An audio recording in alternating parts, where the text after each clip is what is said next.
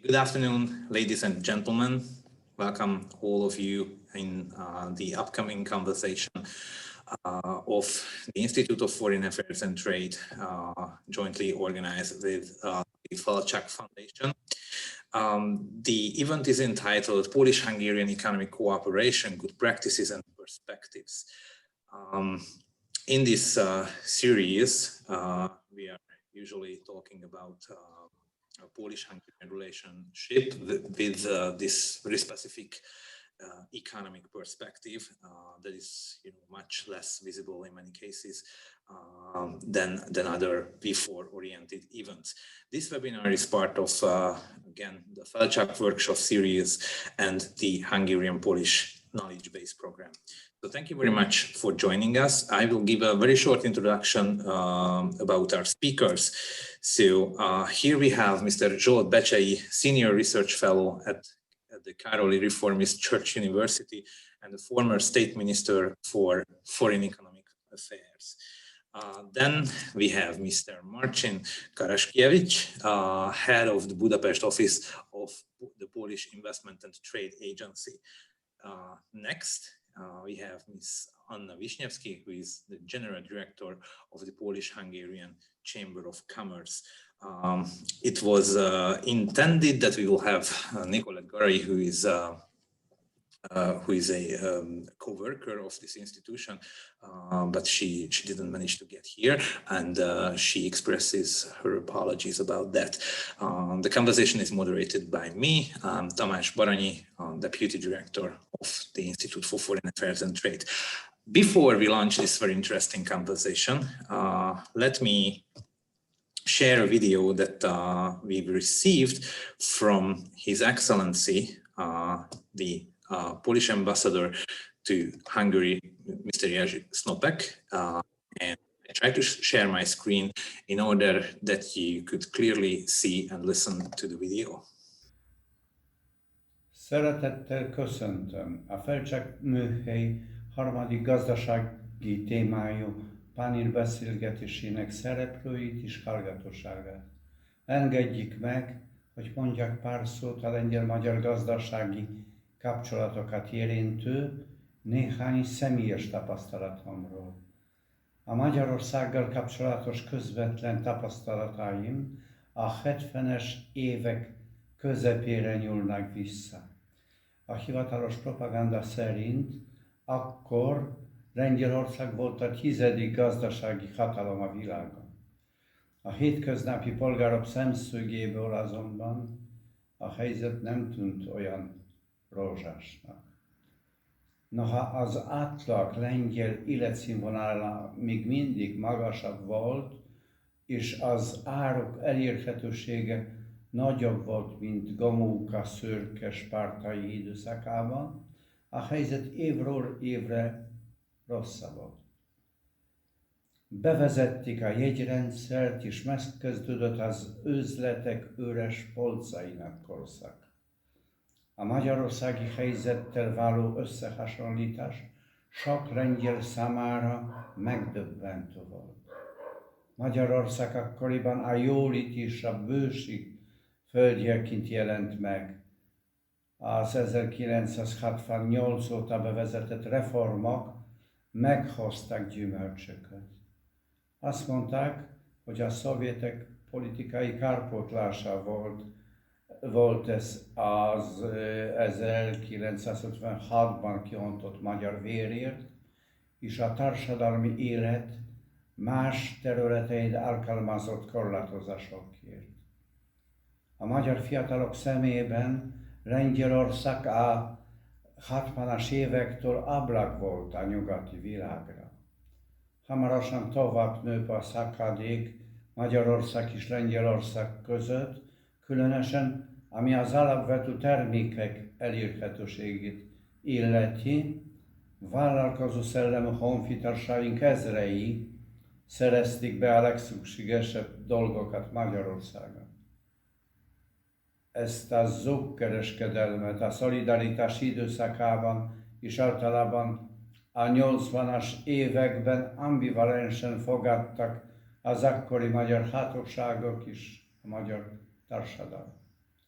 A Magyarországon kereskedő lengyel honfitársaink nagy száma miatt gúny és rossz indulat tárgyá lettünk. Azután a 90-es évektől hirtelen megváltozott a helyzet. A lengyel gazdaság újjáépítése, amely bár a hétköznapi lengyelek vére-verejtéke árán, de olyan dinamikusan zajlott, hogy meglepődés váltott a Duna mentén. Ekkor indult fejlődésnek a lengyel-magyar gazdasági együttműködés. És mi a helyzet ma? Kereskedelmi forgalmunk értéke már több éve mintegy 10 milliárd euró körül van, a növekedés nyilvánvaló okokból kicsi lelassult az utóbbi időben. Németország, Ausztria és Kína után Lengyelország ma a 4. legnagyobb exportpartnere Magyarországnak. Kicsit kevesebbet importálunk, de ebből a szempontból is Magyarország vezető partnereihez tartozunk. Új lehetőségeket kínálnak exportunk számára a magyar szociális programok, amelyek például az építési szolgáltatások iránti kereslet növekedését stimulálják. Ami az export potenciált illeti, az építőanyagok jelentik számunkra a legjobb üzletet már ma is. Emellett az élelmiszerek, mi vagyunk a második legnagyobb élelmiszerbeszállító Magyarországon, a mezőgazdasági eszközök és a műtrágya, az orvosi felszerelések és a kozmetikumok a legfontosabb export termékeink. Mi hiányzik? Először is a dinamikusan fejlődő kereskedelemmel arányos, kölcsönös befektetések növekedése, hiszen Lengyelország hosszú évek óta magas pozitív mérleggel rendelkezik. Ami kölcsönös befektetéseket illeti, egyelőre a magyarok járnak élen, akik 2018-2020-ban megszerezték a Szkolnej Pedagogiczne kiadót és más lengyel vállalatok jelentős részvényeit. A lengyel oldalon ekkora beruházás ebben az időszakban csak a Polifarb vegyipari részvényei 80%-ának a megszerzése volt, a fabrika Farb i Lakierów Śnieżka részéről. Ezért rengeteg tennivalónk van még ezen a téren, és fontos feladatnak tűnik a magyarországi lengyel befektetők számára helyet keresni. Ugyanilyen fontos a vényjegyen belül stratégia kidolgozása, a gazdasági együttműködés optimalizálására, közös márkák létrehozása és további szinergiák keresése. Sok sikert kívánok a továbbiakban is mindazoknak, akik lengyel-magyar gazdasági együttműködés jobbításán dolgoznak. Köszönöm szépen. Thank you very much for His Excellency, Mr. Ambassador, and thank you, Anna, for facilitating this video message. I'm actually always, feel touched when an ambassador speaks Hungarian. It's still very, very rare, and it was a very hard Hungarian text, and His Excellency's Hungarian was compelling. But without further ado, I would suggest to start a conversation about Polish-Hungarian economic partnerships, and I would ask Mr. Becsey to begin with the expose, and then Marcin, and then Anna, if you agree. So, Mr. Becsey, if you're ready to deliver your expose, the floor is yours. And okay, sorry, just one more thing. If the audience has any questions, I suggest them using the chat function in Zoom and post them directly to me, and I will read them aloud in the latter part of the conversation. And also, please note that if you are not speaking, please turn off your microphones in order to avoid the background noises. Thank you very much. And so, Mr. Becsey, if you're ready, the floor is yours. Thank you very much, ladies and gentlemen. I hope, first of all, that you hear me. Do you hear me perfectly? Because crystal clear. Crystal clear. Okay, because with the previous broadcasting, I had some difficulties. And thank you very much for inviting me. And as an introduction, I would mention that I had in my very dark past career, I was not only State Minister for Foreign Economic Affairs, but earlier I was member of the European Parliament on economic issues in the Economic Committee. And even earlier, I had the privilege to be the Hungarian diplomat for the EU accession talks. So I will try to summarize all my experience from the Visegrad and from the Polish-Hungarian past and how we could cooperate and on what questions I can see the step forwards.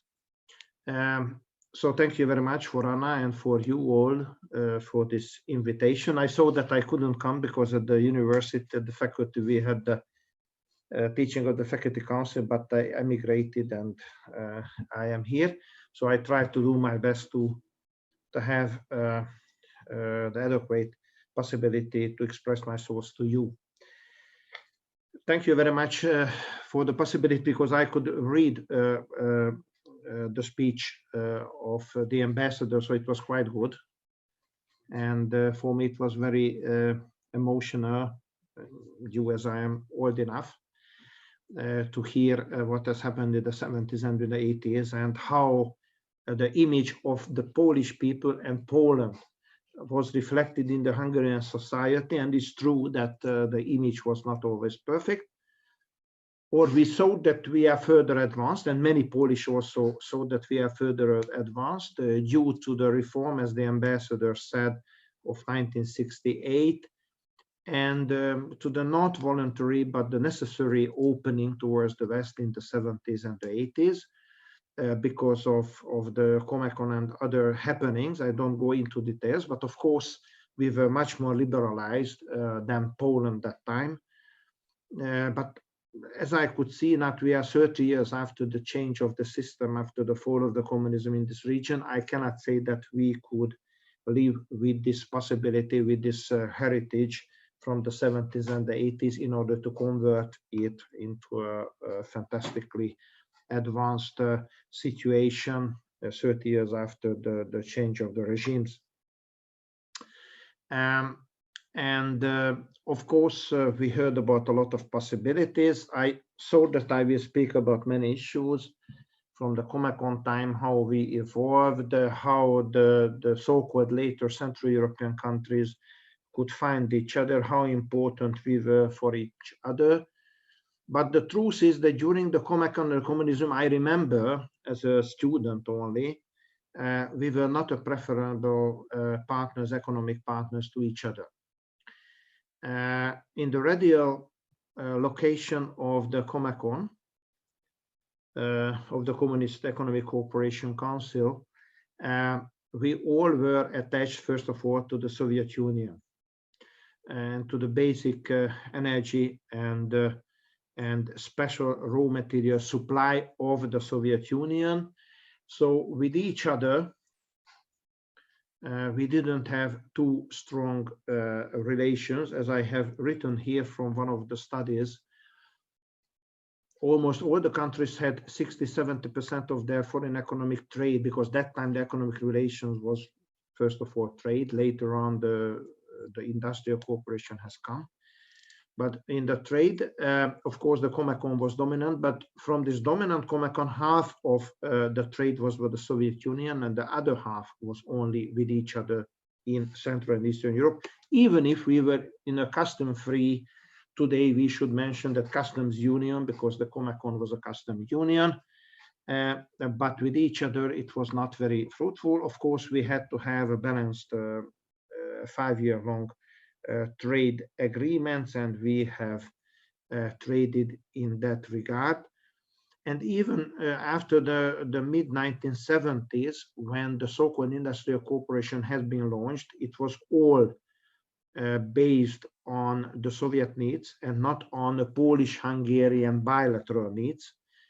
If you remember back, I am old enough, the OECN programs, the Tengiz programs, and the other energy or big industrial programs, they were all included, someone in the Soviet Union.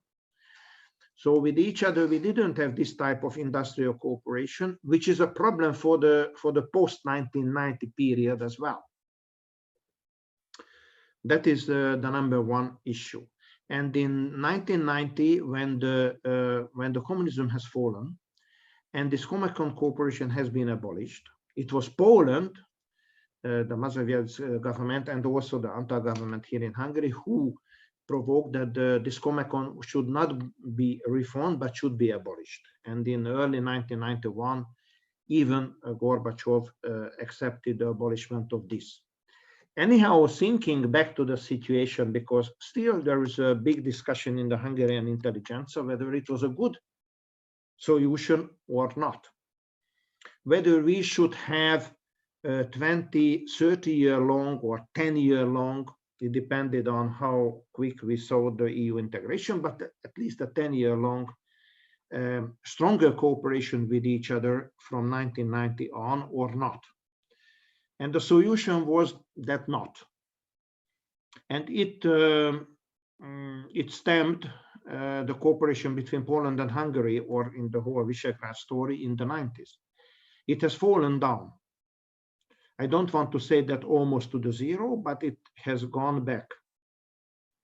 Because with each other, even during the association period with the European Union, with each other, we had only, in the best cases, the WTO, it is after 1995, WTO basis for the trade and economic cooperation, nothing else.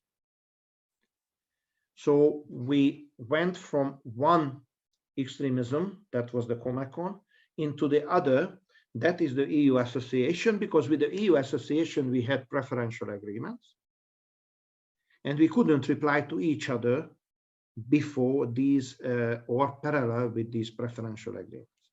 Of course, I know immediately the reaction of Anna that the CEFTA has come. Everybody was happy. The Visegrad from the political side had been established, and the CEFTA has come, and it has come, it's true, from 1993.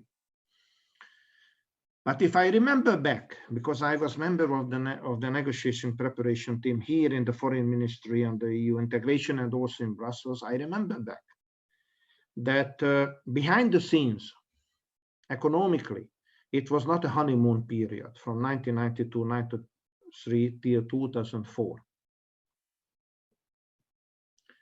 Of course, due to the investment from the EU countries or from the West, first of all to US and Japan, but from the EU countries, Germany first of all, the trade has been again relaunched within the CEFTA cooperation, but it has been still very weak. I don't want to quote here numbers, but we all around this table know that it was quite very weak during the 90s. And strategically, what I want to raise here, a question, that was the famous 1999-2000. In Hungary, that was the first Orbán government. In Poland, I don't know who was in power in the government, because it was after the Kwaśniewski period, I think. But we have sit down and we have discussed that whether we can go further with the CEFTA cooperation than our relations with the EU or not. Where we could have gone further, and it has got a very important impact for the today, for the present. Two issues have been determined, or three. One is the industrial product. We dismantled the hurdles in parallel with our dismantling of the hurdles between the bilateral, on the basis of bilateral cooperation agreements or association agreements with the EU. It was absolutely parallel. not more. So we had more or less a 3-phase and 3 types of goods, a 10-year long transitional period and so on. Secondly, the services. With the EU, with the services, we didn't have a too deep cooperation. It was also the shock after the EU accessions. And it was a question that whether with the CEFTA or with each other, we can go further. We couldn't. And thirdly, behind a very good and fantastically friendship type of slogans. Thirdly, the agricultural trade. I remember, I am too old enough, that in 1997, 1998, the Polish farmers have blocked the Hungarian trains and wagons, bringing maize and wheat to Poland because they were against the free competition of the Hungarian agriculture that time. And when the Hungarian government, even Orbán himself, launched the idea to go further with agricultural liberalization, which was anyhow very weak that time and not very profitable, as we have calculated, for both Poland and for Hungary with the EU, so it was not a funny story. We raised the Hungarians, and it was a real Polish-Hungarian issue because the Czechs and the Slovaks, in this sense, were much more neutral. They are not so dominant. Whether we can dismantle the agricultural trade barriers farther, quicker than that of the EU and the Polish EU and the Hungarian and EU and the Czech situation. The Poles didn't accept it. They vetoed it in the CEFTA. So the liberalization has come parallel with our EU accession, because with the EU accession, the agricultural liberalization has to come because we joined the internal market, even in that sense, with each other, but not earlier. Why do I mention it? Because today, for me, the real question is that how we shall go further. And in Central Europe, I won't be too long, I will have only 7 questions and that's all. The real question was that what is the model of Poland and Hungary now? It is an FDI dependent or FDI oriented model. We are approaching, of course, there are several analyses on this. We are approaching the middle income trap, how to get out from this. I always mention that our own capitalization is the real question, that whether we can help each other with the own capitalization and not the capitalization of only the foreign investors, which are needed. I don't want to speak about against them, but sooner or later we have to do something with each other. And we have to decide whether together we can have our own capital cumulative policy together. So first of all, I think that this type of cooperation of different think tanks should be necessary, not always to write thousands of studies, but really to think together what to do in that sense, the own capitalization of these countries. And now I wanted to speak about many things, but I don't speak. I just come to 7 points, which I have written to myself, on the basis of the strategy which we should have. The real question behind this question, the 6 or 7 points, is whether we have got the political courage and the will to go further in the economic liberalization vis-à-vis each other than that of the EU. And I will come back to this because immediately you will say that, oh, he doesn't know what he's talking about because the EU is a very inflexible situation. You cannot do anything bilaterally which is against the EU law. It's true. But in many respects, the EU law allows the autonomy of the member states. That is what under discussion in EU, if you remember back to the discussion on immigration or even the vaccination policy. And the real question is that for the next 20 years, we have got the political determination to go further in different fields than what is provided by the internal market or the EU framework as such. We can be capable for this, but it's a real question. As I said, in 2000, it failed. I don't go into details, but it failed. First of all, what I have written to me, where we can go further and we can think, and think tanks should come together, even ministerial think tanks, is the health issue and the social issue. Both are in national competence in the EU. Of course, there are several parts where the cooperation is allowed. I don't go into details, the medicine managements and the others, but in most of the cases, it's in the hand of the member state. So maybe after this COVID-19 pandemic crisis, the thought has come to my mind that whether we are ready to speak about the question that whether in the Visegrad framework or even in the Polish-Hungarian framework, but first of all in the Visegrad framework, we are ready to go further on our cooperation and coordination than the common denominator of the EU.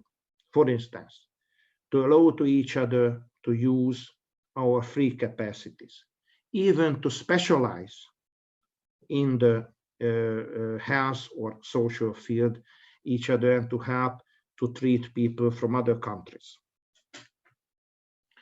To facilitate in that sense, more than the EU common denominator, the economic and the bookkeeping balancing between the two states and between the two social security institutions, or the fourth one, as I said, together with the Czechs and the Slovaks. These are the possibilities. These are the thinking of mine where we can go further than saying that no, the health policy is a national competence. We can say it in Brussels, but whether with each other we are ready to go further or not, it's only a launch of question. It has got some rationality because always it has economic rationality. Second issue is the infrastructure. The infrastructure development, we know the 10 European networks and the others, corridors, I don't go into details. It's again, on the basis of this 10 and other networks, it's again in the hand of the member states. Again, a question that how long we are or how far we are ready to go.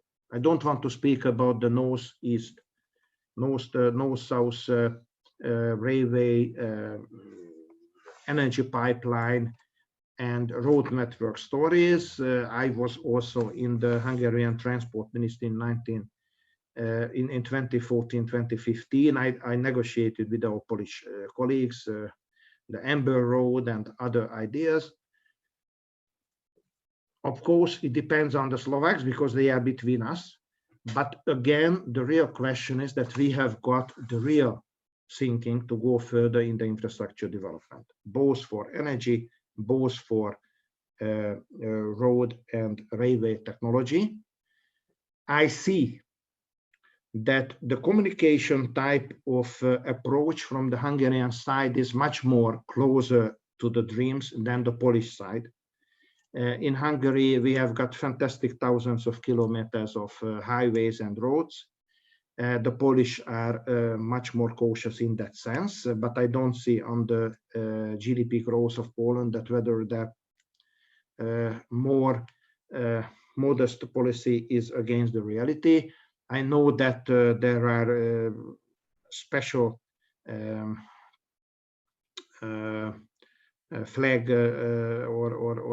flagships ideas like the TGV going from Budapest to Warsaw.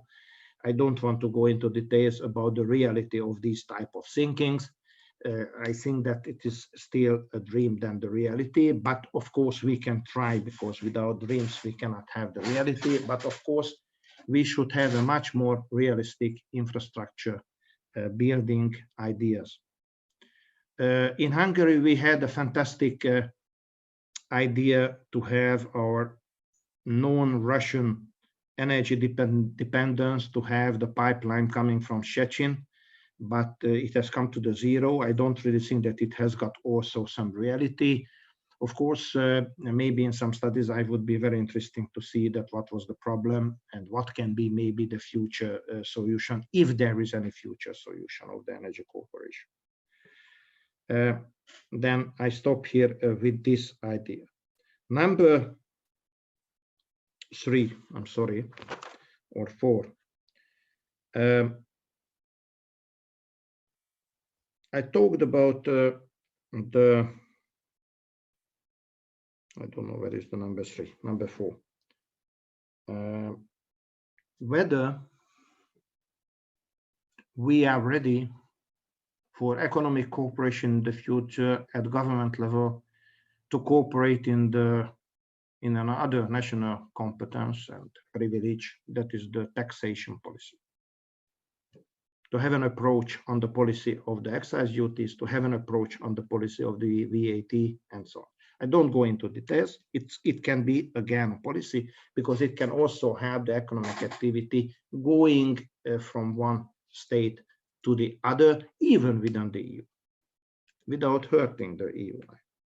Number 5, I talked about the social policies, tourism and the others. Of course, everybody has got fantastic ideas on the growth on policy, on tourism, but I think that the ideas are not enough. The real question is that in the policy of the special non-wage type of income given to the workers, like the cafeterias, the special cards, having cultural or touristic service. In a member state, in Hungary, it is also only within Hungary, where you can use this type of possibilities. I launched the idea that why not to have a Polish-Hungarian cooperation, saying that the Széchenyi card, the cafeteria type of possibilities should be extended from the given member state to another member state with a bilateral agreement, even for Poland. And in Poland, the same type of activity should be extended to Hungary. I just mention it because I think it's a very important question if we seriously want to do something. The banking union, the financial backgrounds, maybe the security side of the banking unions, deposit side as well, it also gives us a lot of possibility to go further. Number 7, public procurement may be organized or coming public procurement in those national senses like the police public procurement, even military public procurement. It's again a question whether we move forward with a bilateral or quadrilateral format or not. And the next one, which I want to mention, is that whether in the economic policy we are ready to go further than the present situation in the EMU, in the Economic and Monetary Union policy of our countries. Namely, that we are outside all the ERM2 mechanism or the monetary policy cooperation situation vis-à-vis Brussels. Both states have said that it's too early to get closer to the Eurozone, even to join the ERM2. In my opinion, we should join, but it's my private opinion. But why don't we have an approach towards each other? Why don't we have a cooperation, a so-called shadow ERM2 cooperation of the currencies, the zloty and the forint? The philosophy is very similar from that respect. And to link this exchange rate policy to each other.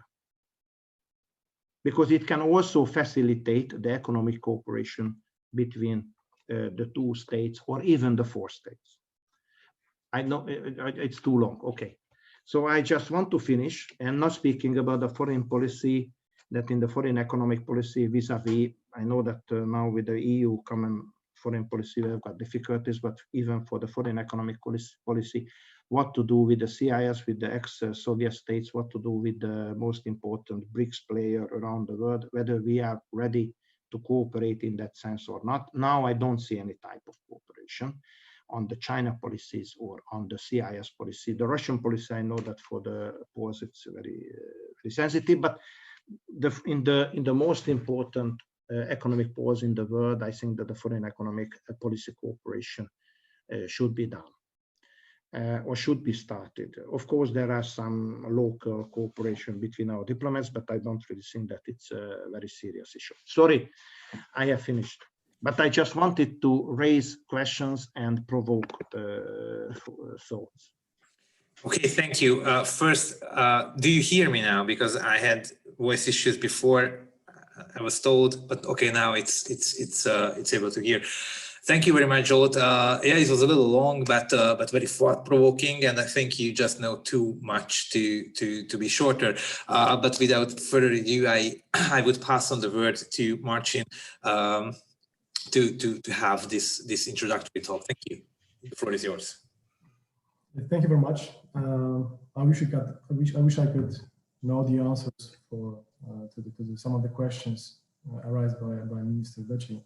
But unfortunately, I think it's all this comes to the matters of financing and money and the wealth of both Polish and Hungarian economies. Well, on a daily basis, I'm dealing with Polish exporters. So today I'm here to show you our Polish perspective, from the perspective of a Polish company selling goods or services to Hungary, and some of the opinions, some views about the attitude of Polish and Hungarian customers towards our products and services. So Mr. Jerzy Snopek, our ambassador in Budapest, he mentioned in his speech. Unfortunately, you couldn't hear it. It was probably perfect Hungarian, but we could see only the English subtitles. That when we look at our bilateral cooperation, our bilateral trade cooperation, you can see that it's on the level of approximately 10 billion euro, which may seem very, very interesting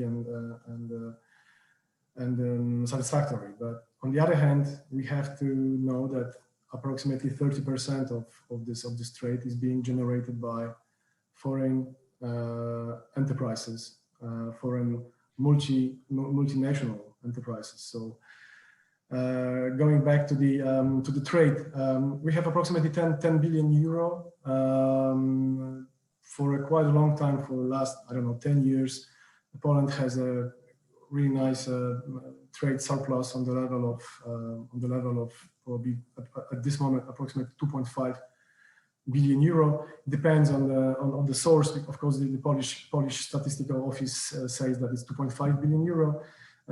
When you look at the website of the Hungarian KSH, you may see that it's 1.8. I think it's just the methodology and the difference in a different terms of using some statistical measures. But what is interesting from the Polish perspective? First of all, we are the fourth largest exporter to Hungary after China. To be honest, I kept my fingers crossed that we will go back to the third position, but unfortunately, due to COVID, Hungary started to export a lot from China again, and right now the Chinese exporters are on the third place, probably mostly because of the medical devices, medical equipment. We will see how it's going to change. Poland is also the second largest food supplier to Hungary. So the situation is just opposite to what Mr. Becsey just said about the Polish farmers blocking the Hungarian transports. Right now, it's just opposite. So I guess there might be some angry voices from the Hungarian agricultural sector about the importing goods from agricultural goods from Poland. When we take a look at our mutual cooperation, investment cooperation, we can see that it's not being it hasn't developed so well as the trade. So we could expect that the investment, foreign direct investments from Poland or Hungary, they will develop as fast as trade, but it's not working this way. However, we can see that the Hungarian companies are being more active since 2019, because you have the Hungarian companies already make some acquisitions on the Polish market. At least 3 bigger construction companies have been bought by Hungarian entities. I'm talking about Cordia, about Wing. But what is my concern is the fact that still the Polish brands are badly recognized by the Hungarian companies. I mean, I'm not talking about the bad attitude from the Hungarian customers. I'm talking about the lack of recognition of Polish brands. Even the biggest companies operating on the Hungarian market, like Maspex, for example, the Maspex group. This is the second biggest company in Hungary after Coca-Cola in the FMCG sector. I guess only the minority of Hungarians can associate this company with Poland. Also, the companies like textile companies like Reserved, Tatum, or CCC, they are not being associated with the as a Polish brands in Hungary.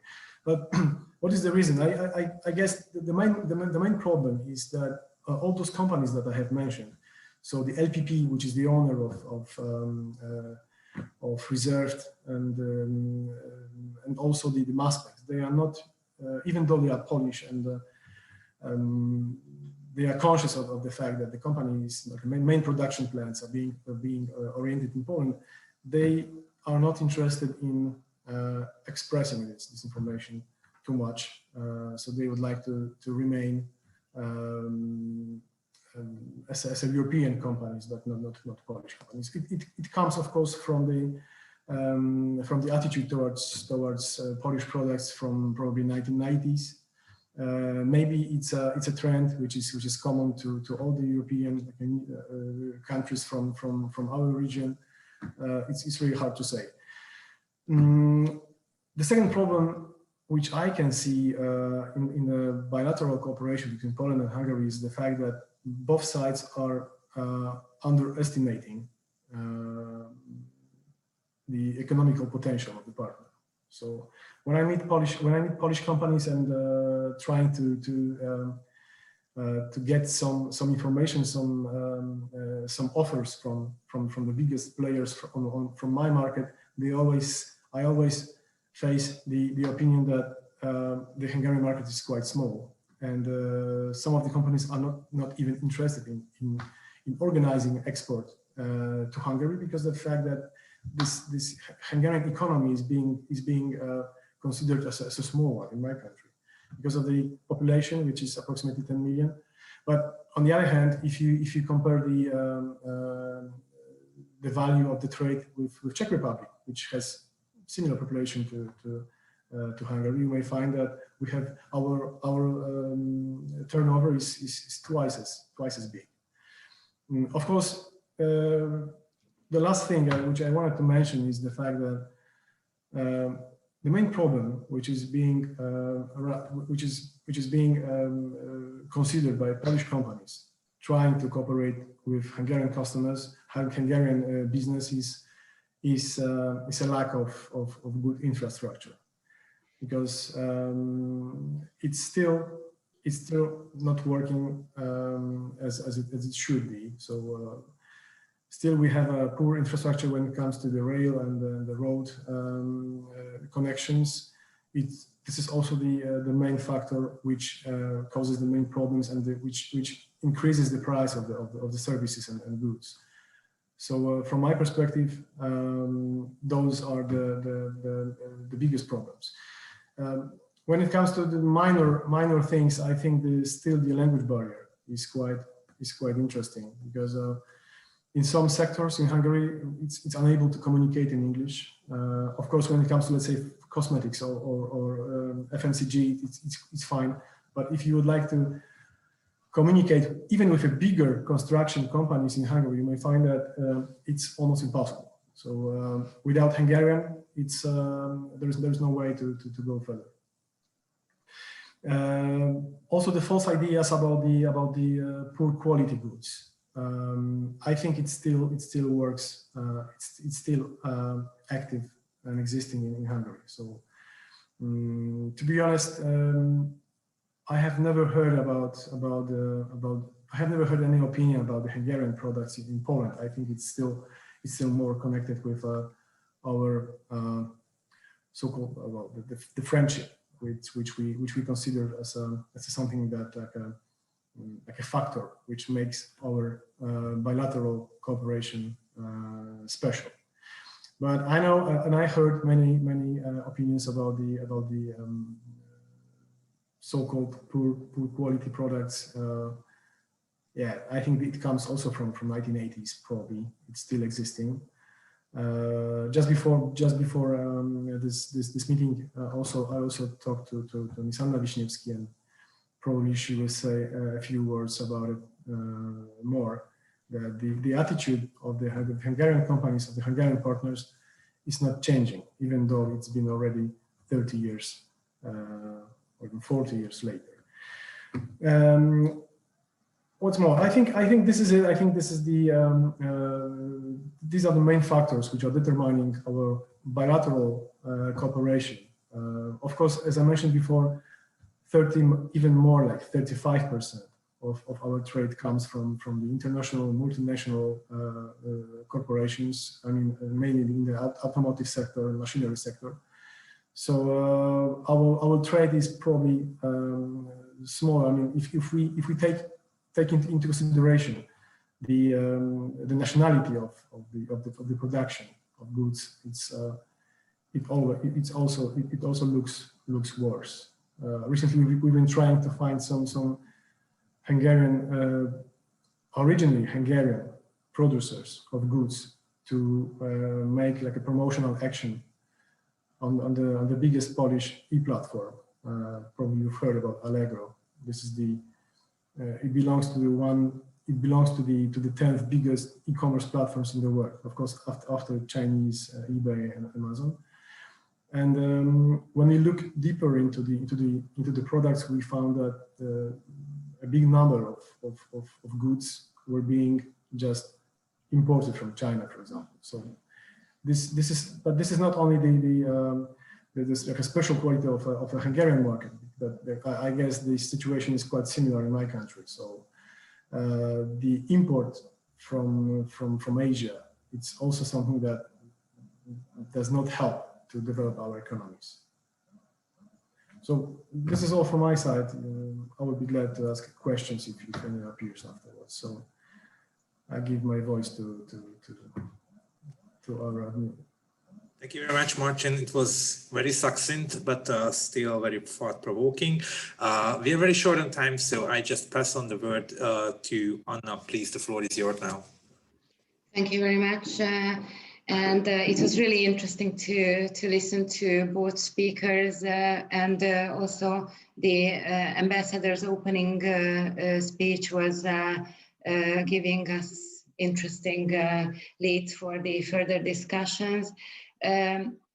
I personally today represent a new institution which was set up last year, the Polish-Hungarian Chamber of Commerce. And this is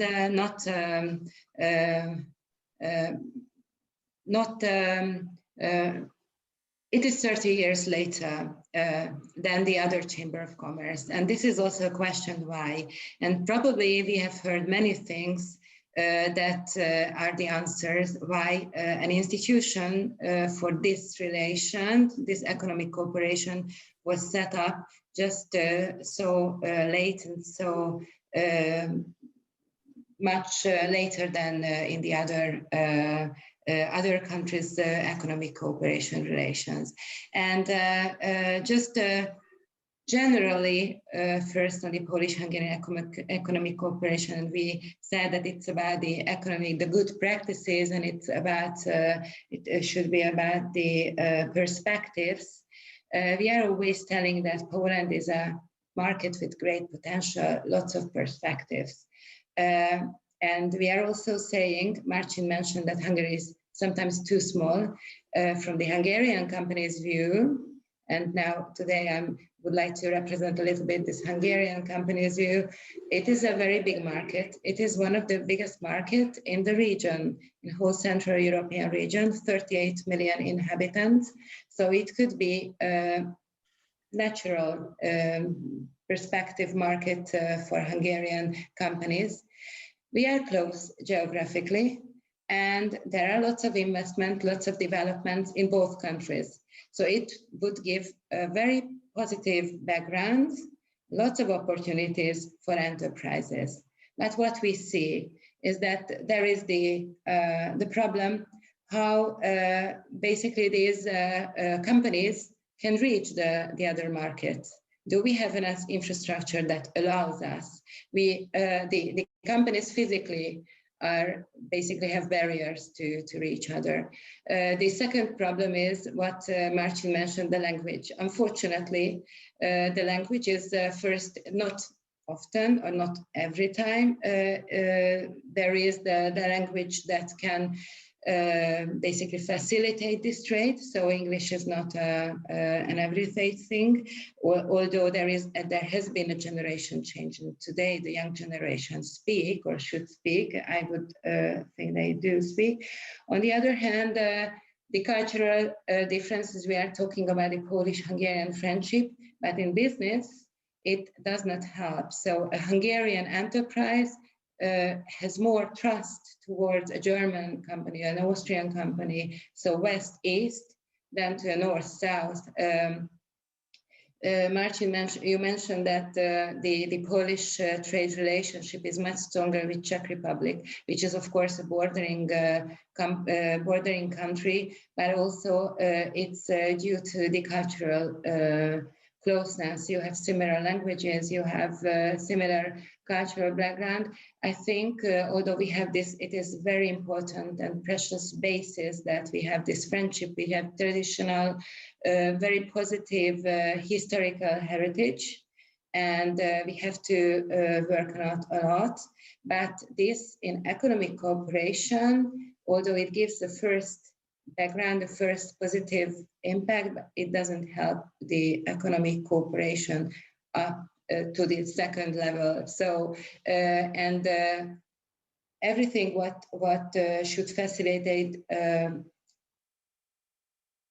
it did not exist. And what facilitates economic cooperation is the institutions that are working on cooperation. And basically, these are the chambers that are working on cooperation. So what is my point of view and what I would like to emphasize today is what we have to work on in the future is, first of all, more information on the markets. We should create platforms where economic basic information and should be found by these companies. The second is networking, where the companies could meet and could get to know each other, get to learn how to trust the other side, and also this kind of new generations, in order they would learn that basically all countries are not much different. So we are basically going in a globalization trend, and they should learn how to trust each other. So I suppose I do not want to talk longer, but I would give the floor to the discussion part. Tamás. Okay, thank you very much. Okay, what about my voice issue now? Is it good? Okay, because it echoed in my computer, so you know, mysterious technical issues. Okay, so I think in the first round I would ask you to reflect on the views of each other. I think it was wonderfully complementary in many ways, but there was some differences of accents as well.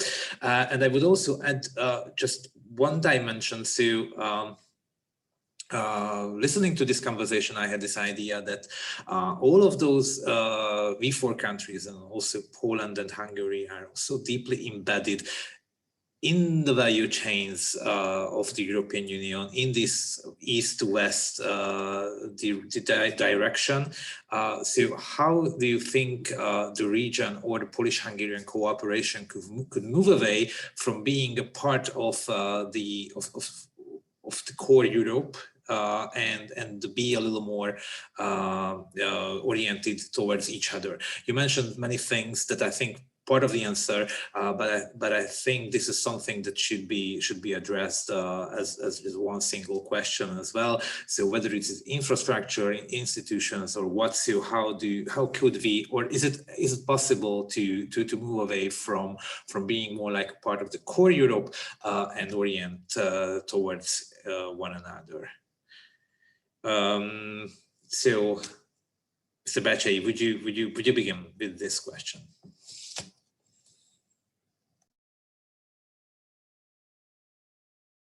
Do you hear me now? Yes. It was very interesting to listen to Marcin. In the Hungarian, because I'm watching the Hungarian statistics, in our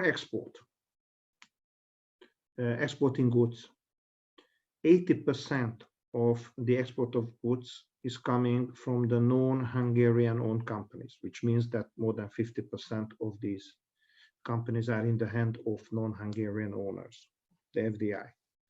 Even to Poland, it's higher, the Hungarian-owned product, but it's only 30% or not more. And that is the maximum on the basis of the KSH. I just mentioned to you, because you mentioned some statistics, that what is the trade between the subsidiaries of the West. In the Hungarian statistics, even much more higher. Very high. More than 70% of the bilateral trade as well is coming from the FDI. At least in the Hungarian export statistics. And the real question is that what can we do? Can we help with the chambers, with the state, with the ministries, the investment in each other? As I said, we have reached the point of the middle income track. We have to get out from this trap of the FDI dependence and so on. The export of the FDI becomes a strategic issue in both countries. And for me, the real question is that are we open to it towards each other or not? In Hungarian policy, the south and the east is the major line to go out of Europe. The most important trade promotion and investment promotion offices are in Belgrade, in the Balkan, or in Moscow, or in the Far East. The real question is that whether we are ready politically, because I know that the EU non-discrimination clause is important, but to give a preference politically to each other. In the further, not only privatization, but in the greenfield investment. To motivate our stronger and stronger companies, first of all, the Polish ones to Hungary, to go out and to come to us. That is for me the number one issue and the real issue. And the second about agriculture, you are right. You are now much more competitive than we are.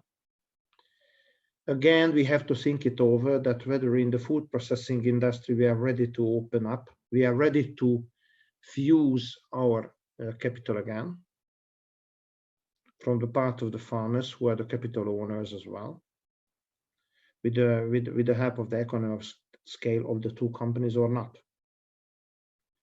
In Hungary, what I feel is the resistance to any type of preferential opening, even towards the Poles, in that sense. The Poles can help us.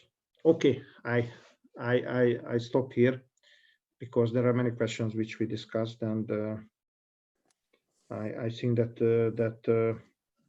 first of all, we have to see the real political will. On the east, on the north-south infrastructure, we have already talked. And if you compare, Marcin, the trade between the Czechs and the Poles, and the trade between the Hungarians and the Poles, we can see it clearly. We have to do something with the Slovaks in that side. If we cannot do anything, I was Deputy State Secretary for International Affairs of Transport. If we cannot do anything with the Slovaks, I can't see the solution. And I can't, and we cannot, in that sense, for instance. Oof. Yeah, now this is a critical point. So, Marcin, Anna, do you have reflections on that? If I may start, this is the 21st century, and I'm traveling frequently from Budapest to Warsaw, where I have my family, and I spent in a straight line. This is like 600 kilometers from Budapest to Warsaw. But if I want to use normal roads, I have to go through Brno, through Bratislava, and it takes me approximately 10 hours to get to Warsaw. If I choose the short way through Tatra Mountains, it takes approximately the same, but I have to go through the twisted net of roads in Slovakia, and to be honest, after the Slovak border, it starts quite good highway to Krakow and then to Warsaw. But I think it's this is really high time to do something with the infrastructure, especially with infrastructure, because I guess, of course, this is what Ms. Anna Wisniewski said, that there is it's easier for us to communicate with Czechs and Slovaks, but I don't think this is the main reason of the fact that we have like a double, 2 times bigger cooperation, like a trade cooperation between Poland and Czech. It's just the proximity and the roads, I guess. So the direct connection to Czech Republic. It's easier and it's faster. If I'm currently trying to find some producers of the Polish producers of some products for the Hungarian Horeca. This is something that the Hungarian companies are currently searching for. So I'm not pushing with these products, but there is a demand on the Hungarian market. And to be honest, when we're trying to make the price evaluations with the Polish companies, it turns out that the cost of transportation ruins the whole business. And from my point of view, not only the language, don't even, we don't have any at the moment. We don't have any for quite a long time any political issues and problems which could be considered as a barrier between Poland and Hungary.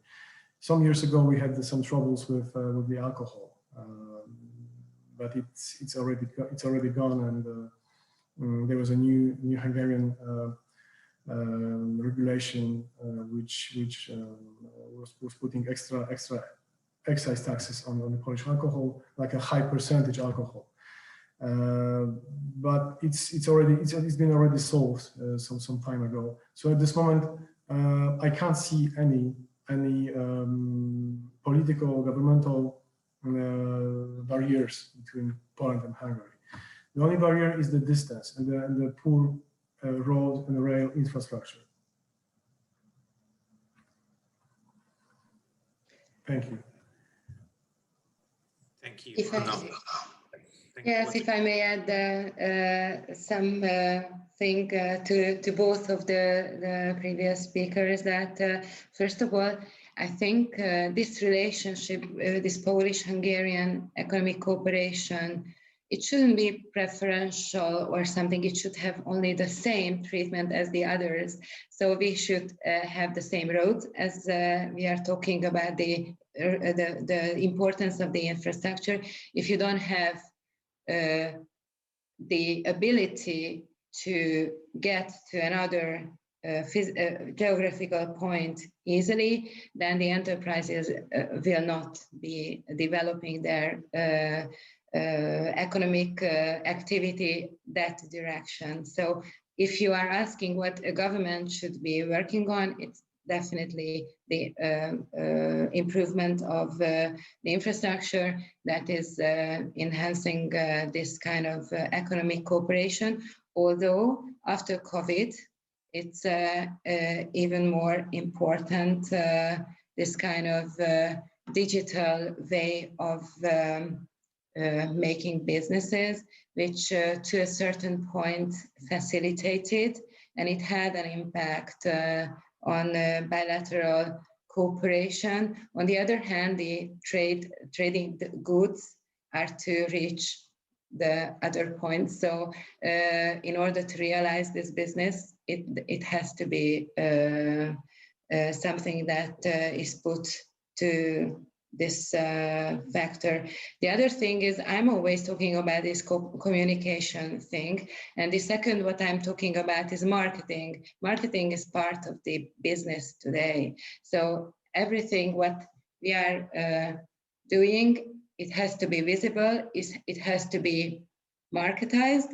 And as you said, Marcin, that the Polish products or the Polish companies are not treated, although they are very important, very big companies in Poland, and they are well known on the world, but somehow in Hungary, they are not yet there because it's maybe a too small market, so they haven't yet entered. They want to enter just now, and they must be more visible, and maybe this kind of visibility should be made or be emphasized in the future. So we have to learn the Western type of selling or product selling or company selling or economic cooperation thing. And maybe then it will be more important for the governments as well to build these roads this direction and not to the west-east.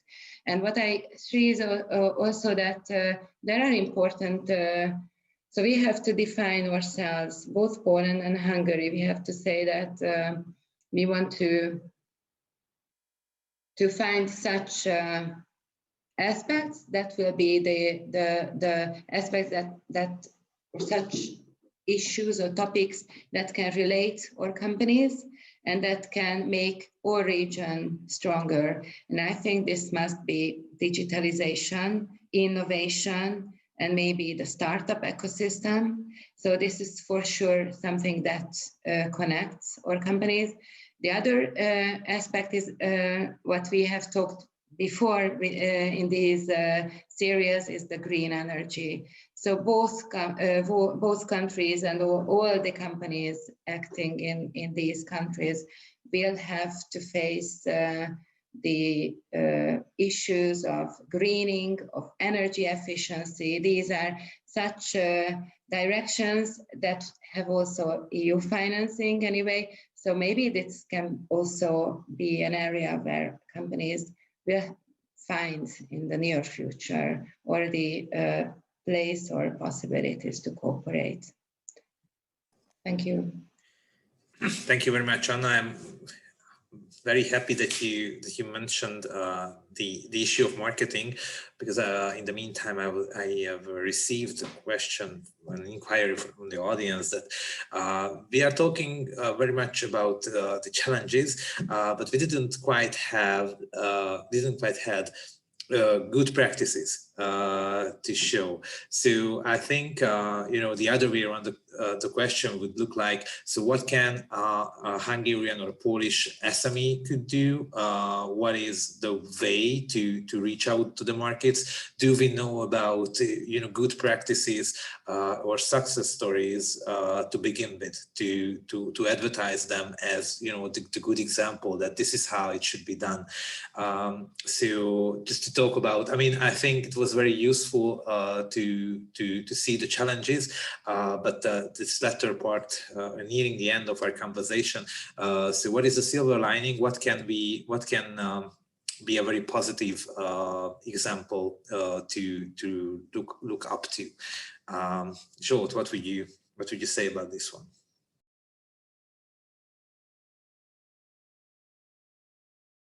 You're muted.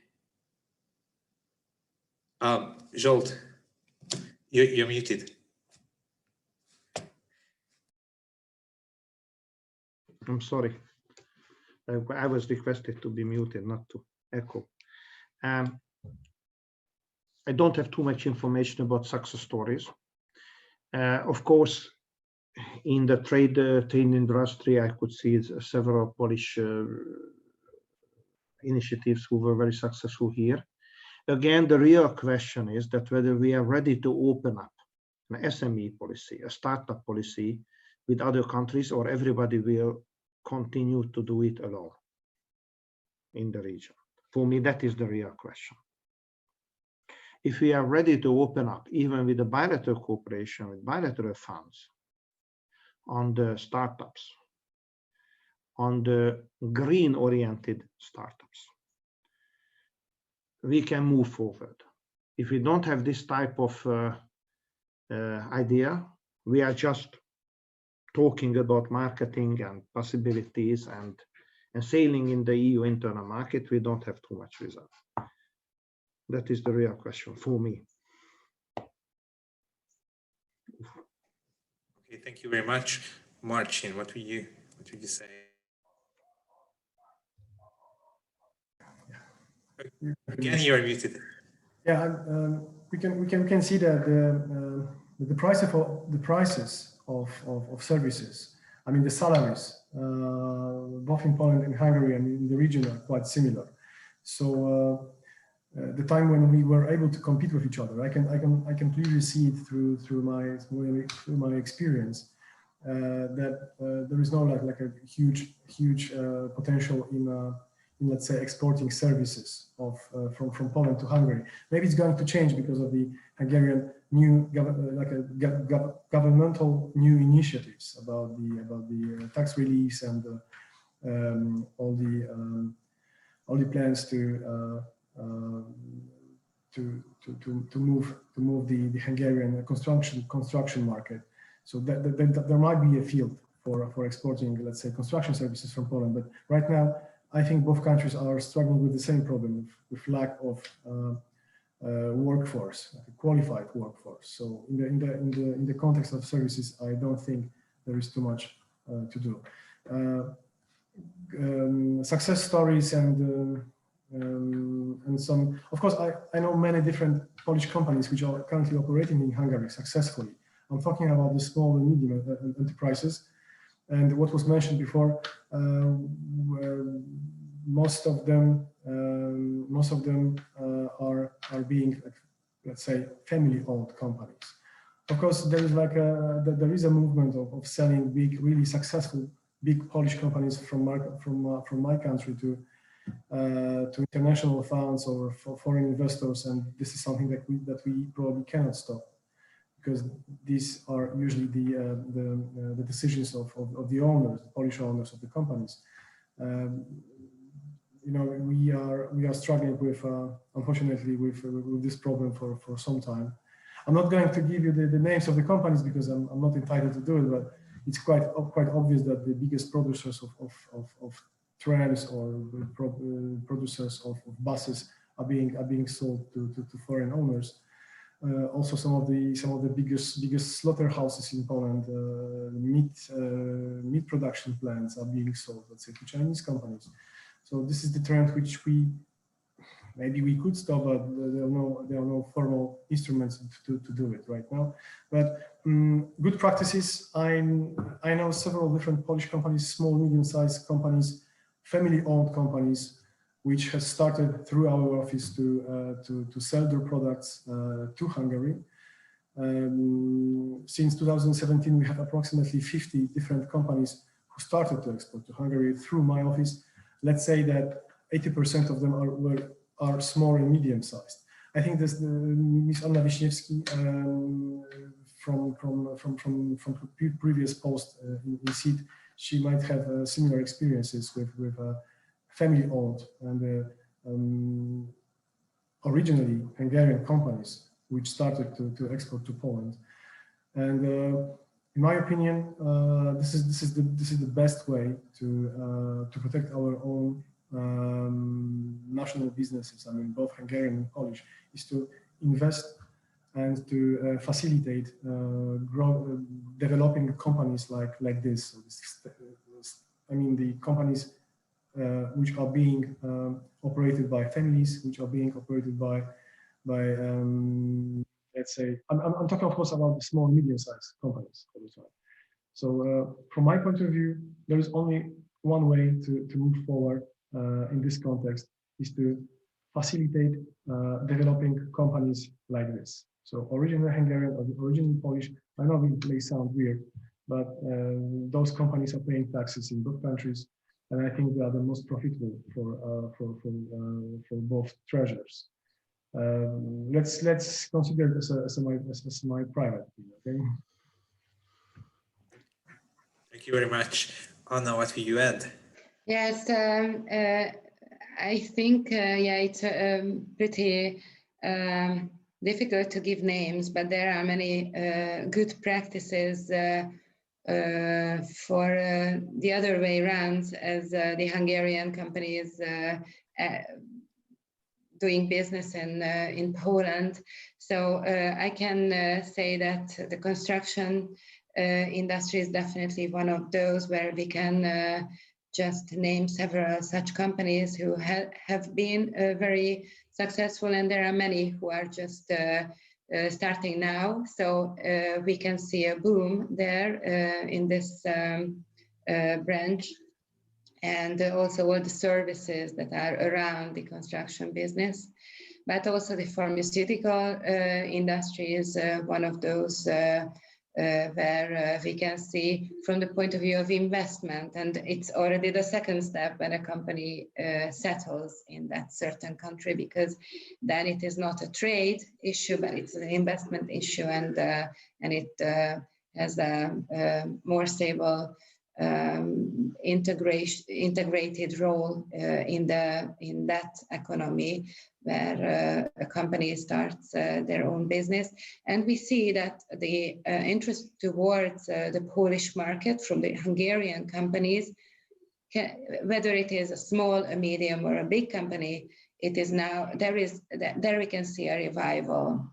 So Hungarian business is interested in this market. And I think what Marcin said, we have to facilitate it with more information, with more help, with more programs, maybe framework programs that could give maybe detailed information on those areas where there are actual possibilities. So I think this is a natural relationship, a natural economic relationship, and it should work. And we just have to point those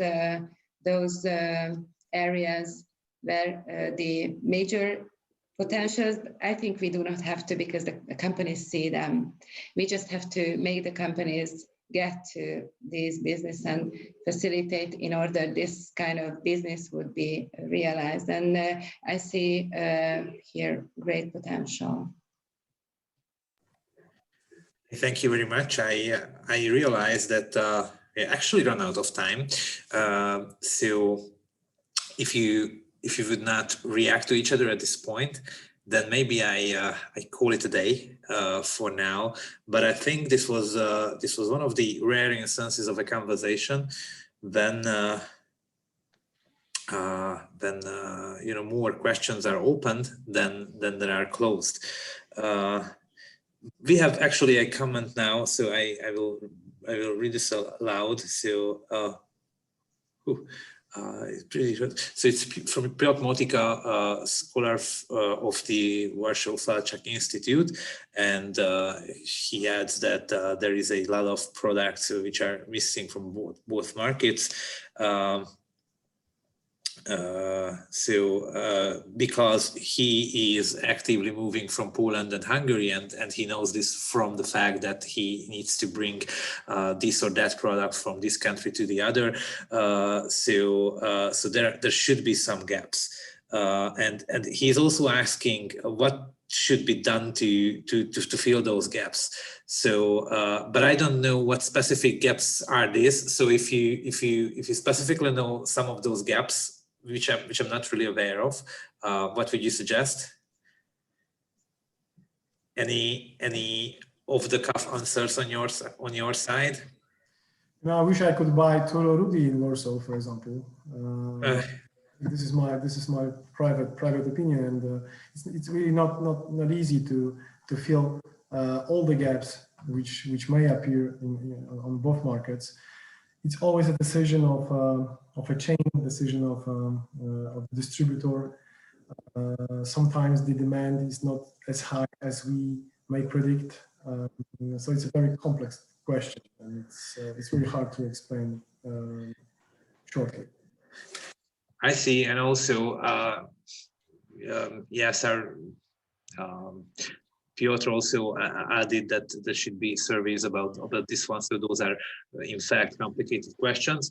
And also, we again, as I said, we run out of time pretty much. So, but also, this is again a question that is just being opened, and in this conversation, more and more questions were opened. And I think what we did was really deep today. So we didn't really talk about and feel good topics, but we really dig deep into the topic with many challenges enumerated at the end. And also there was a very interesting thread about demographics and the need for workforce. And I would also suggest that at one point in time we should also talk about this one specifically, but that's just an idea.